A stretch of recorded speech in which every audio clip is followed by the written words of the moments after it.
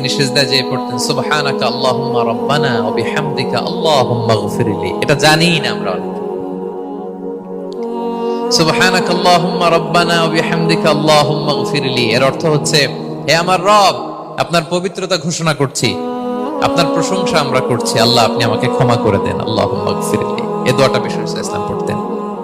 এছাড়াও বিষ্ণু পড়তেন সুবহুন কুদ্দুসুন রব্বুল মালাইকাতি ওয়ার রূহ, সকল ফেরেশতাদের অধিপতি রব, সবচেয়ে বড় ফেরেশতা যার 600 পাখা, জিবরাইলের রব, সেই রবের প্রশংসা আমি করছি।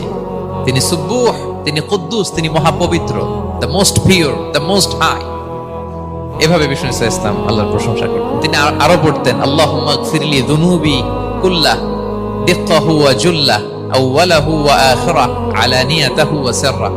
আল্লাহ আপনি আমার গুনাহ মাফ করেন, ছোট গুনাহ, বড় গুনাহ, প্রকাশ্য গুনাহ, গোপন গুনাহ, ইচ্ছায় করেছে যে গুনাহ, অনিচ্ছায় করেছে যে গুনাহ, আল্লাহ সব গুনাহ আপনি মাফ করে দেন।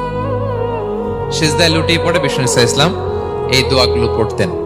তো এখন থেকে সিজদায় এই দোয়াগুলো, লম্বা চড়া দোয়া আপনারা করবেন তো? বান্দা যখন সিজদায় লুটিয়ে পড়ে আল্লাহর সবচেয়ে কাছে চলে যায়। এবং তোমরা বেশি বেশি দোয়া করো। এই দোয়াটা প্রতিদিন পড়তে পারবেন?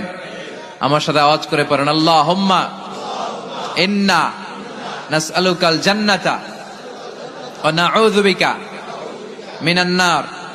আল্লাহুম্মা ইন্না নাসআলুকাল জান্নাতা ওয়া নাউযু বিকা মিনান নার। হে আল্লাহ, তোমার কাছে জান্নাত চাই, জাহান্নাম থেকে বাঁচতে চাই। পড়ো আউযু বিল্লাহিল আযীম ওয়া বিওয়াজহিল কারীম ওয়া সুলতানিহিল কদীম মিনাশ শাইতানির রাজীম। এই চারটা শব্দ দিয়ে এই দোয়াটা যে পড়বে, এই দোয়াটা পড়ার সাথে সাথে শয়তান চিৎকার মারে আর ঘোষণা দেয়, আজকের দিনের জন্য আমার ওয়াসওয়াসা থেকে তুই মুক্ত হয়ে গেলি।